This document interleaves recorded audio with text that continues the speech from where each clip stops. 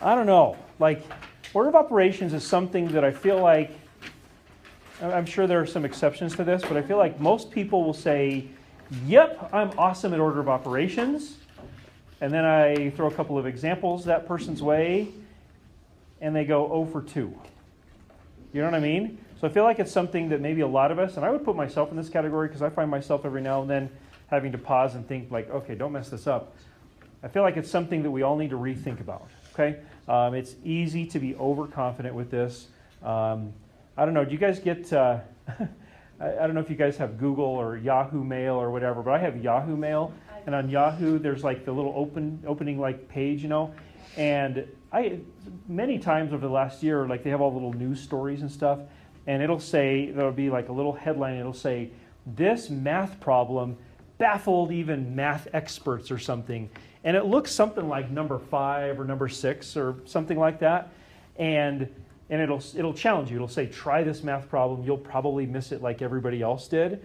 And it almost always has to do with order of operations.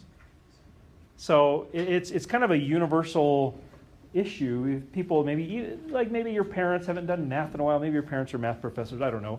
In that case, they probably wouldn't have much of a problem with it. But for most people that don't really practice or understand the order of operations, they're easy to mess up.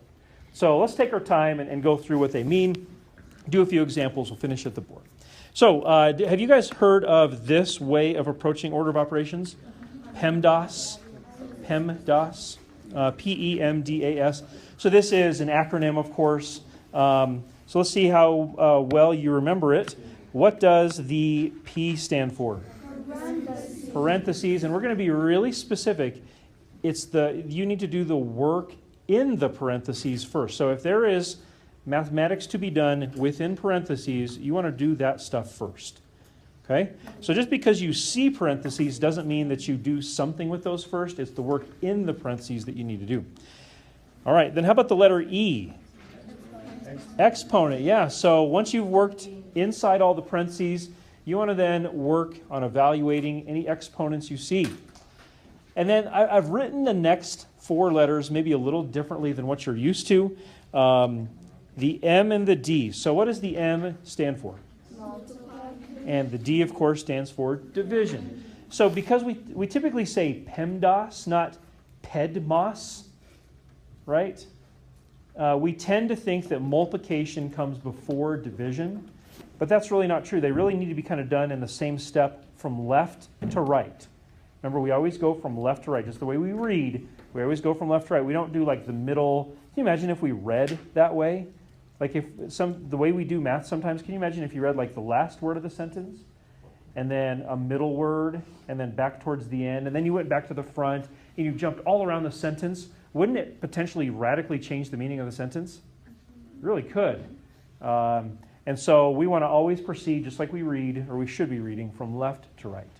Okay, and then the A and the S stand for? Addition and subtraction. Again, those are like equivalent operations as far as their level of importance. And so we want to kind of do those from left to right at the same time. Okay? And so we are going to kind of scaffold this a little bit. You can see that number 5 compared to number 6 a little harder. I think you can see that number 7 is maybe just a touch harder than number 6. We're going to kind of scaffold this, work these 3 together, and then I'm going to have you guys at the board practicing this probably the rest of the time. So here we go. Take a look at number 5. Do you see any work inside parentheses that should be done? There are no parentheses at all, so we'll skip past that. How about exponents? Do you see any exponents in number 5? Nope. So we're down to multiplication and division right away. Do you see any multiplication or division? Yes. Yeah, it's right there in the middle. 2 times 4. So it's positive 2 times positive 4, which is 8. Yep, so our first step would look like this. Negative 3 plus 8 minus 9. And there is no more multiplication or division for us to clear. So now we're down to the addition and subtraction, and that's all it is. And so we're going to go from left to right. So this will be a good chance for us to practice those positive and negative numbers being added up. In fact, I'll write it like this. Negative 3 plus positive 8 plus negative 9. That's how we worked on this the other day. So let's just shout these out. If you have questions about it, let me know. What is negative 3 plus 8? Go ahead and just shout it out. 5. Yep, so come up here showing our steps. 5 plus negative 9 ends up being, shout it out, negative 4. Okay, so then what kind of steps do we need to show in order to, really show our work, say on a quiz? Not tomorrow's quiz, because this is not on tomorrow's quiz, but later on other quizzes. What kind of steps do you got to show? I would say that for every letter in PEMDAS, you should probably have a step. So really, to be honest with you, if you were doing this on a test or a quiz, I'll erase some of this stuff. Here would be the only steps that I would expect you to show. I would want to see that step there, because that step is where you did your multiplication, right? But then if you can just add those numbers up really quick and just do that in a single step and be like, hey, negative 3 plus 8 is 5, minus 9 is negative 4, I'd be okay with that. So you're showing your multiplication division step and then your addition subtraction steps. You really only need to show 2, including the answer, really. That makes sense? Just want to see a step for each little piece of PEMDAS. All right, so number 6. Definitely tougher, right? Okay, so taking a look at that one. In fact, let me scroll up just a tad so we can see it a little easier. I hope you did. All right, we'll find out. For what? Number 6. Oh, that's So, number 6, do you see any work inside parentheses that we should be doing? Yeah, no. I don't see any parentheses at all, so we're going to leave the P in PEMDAS alone. Do you see any exponents that we could work with? There's one of them, right? Yeah, there's one of them. And it's that very first factor in there. It's a negative with no parentheses, 2 squared. Just that part right there. What's that? It's negative 4. Yep. So that's right off the video, and that came from our quiz we just took a few minutes ago. So negative 4 times 3 plus 5 times 1/2 times 4 minus 8. So there is the exponent part of PEMDAS. Question? Jake? Shouldn't it be a positive order No. at the start? Negative 2 times negative 2. So did you watch the video? Yeah. You did? Yeah, I did. Go back and rewatch the video. See what you're doing. You said it. So Jake, you just said it very, very well. You said, isn't it negative 2 times negative 2? The answer to your question is no. You're misidentifying the base.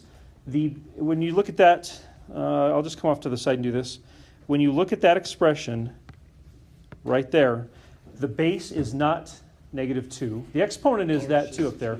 The base is just 2. In fact, I think that you could probably do yourself a favor by rethinking about how we read that. How many of you, when you see that thing on the left, think of negative 2 squared? You shouldn't be thinking that. What you should be thinking is the opposite of 2 squared. The opposite of 2 squared. So 2 squared, 2 is the base, right? So 2 squared is 4. The opposite of that is negative 4. Yeah. Now, if the parentheses are there, so Jake, here's the contrast that you'll see in the video. If there happen to be parentheses there. Now when you ask yourself, what is the base? The answer is not 2. The base is negative 2 now. And so you would say, all right, well, squared means the base times itself. So that would be where you'd get negative 2 times negative 2, which, as you said, was 4. So it's just a question of, are the parentheses there or not? Thank you for asking. That was a good question. Okay. So we've done, oh, sorry, go ahead. Something I just noticed though is whenever you have powers, if the power like 2% is positive, your answer is going to be positive. You mean even? I'm sorry. Yes. Even like. But even if you have parentheses with a negative and the power is odd, you still get a negative. But if it doesn't happen, Right, it'd still be it'd be negative. Yeah, I'm not sure where you're going with that now. I don't know. Your idea with the even and odd making a pattern is true. Okay. It is true. We'll get into that as we get into other more challenging questions for sure. So we've dealt with the P and the E in PEMDAS. Now we got to do the M and the D. So do you see any multiplication or division? Plenty of multiplication, no division. We're going to go from left to right. So the first one I see here is negative 4 times 3. So that would be negative 12, because a negative times a negative is a positive. And I am going to then multiply this whole group of multiplications together. So 5 times 1/2 times 4. Do you guys know what that is? 1,000. It's actually 10. That's maybe where we got the 1,000. What? Nice. So 5 times 1/2 would be 2.5. 2.5 times 4 ends up giving you 10. So that's, oh, there we go. That all makes sense now. Okay, so we have cleared the PEMD, but we have not done the A or the S in PEMDAS. So we are down to just addition and subtraction. And again, this is where if you can just run through it quick and add and subtract, that's great. If you need to do it over the course of a couple of steps, that's fine too. But here would be the bare bones that I would expect. Negative 12 plus 10 is negative 2. Negative 2 plus negative 8 is negative 10 for a final answer. So again, I'm not expecting you to do a ton of steps. I'm just expecting you to do a step per each PEMDAS level.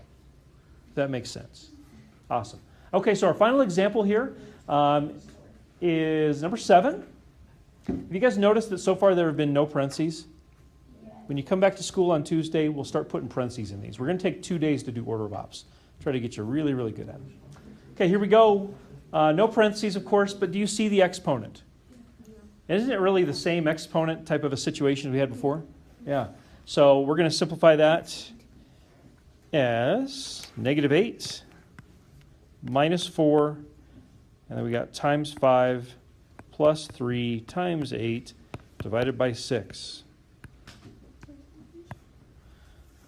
Okay, so we've done the P and we've done the E. Now it's time for the M and the D. So multiplication, division, do you see them? We're going to go from, and this is really, really important. People mess this up all the time. We have to go from left to right. We're not going to go in the middle or the end and mess around and then go back to the front. We're going to go from left to right. So it's negative 8 minus 4 times 5? 20. So it's negative 8 minus 20. And here is the spot where it'd be really easy to mess up the order. In some cases it would matter, in other cases it wouldn't. We just want to go from left to right. So 3 times 8 is, and then we're going to continue on with the division. What's 24 divided by 6? 4. So plus 4. So we've cleared out the multiplication and the division. Now it's time to add and subtract. And again, this is the time where if you're good at this, you just roll with it. What is negative 8 minus 20? And then you go plus 4, negative 24. Okay, so I hope you can see how this is building, right? So that skill we talked about with adding and subtracting integers, that's just kind of the last step on most of these. We're building the other pieces in as we go. All right, so we have time to do some work at the board, and I think we should. So let's go. Yes, sir. Can I ask you a question?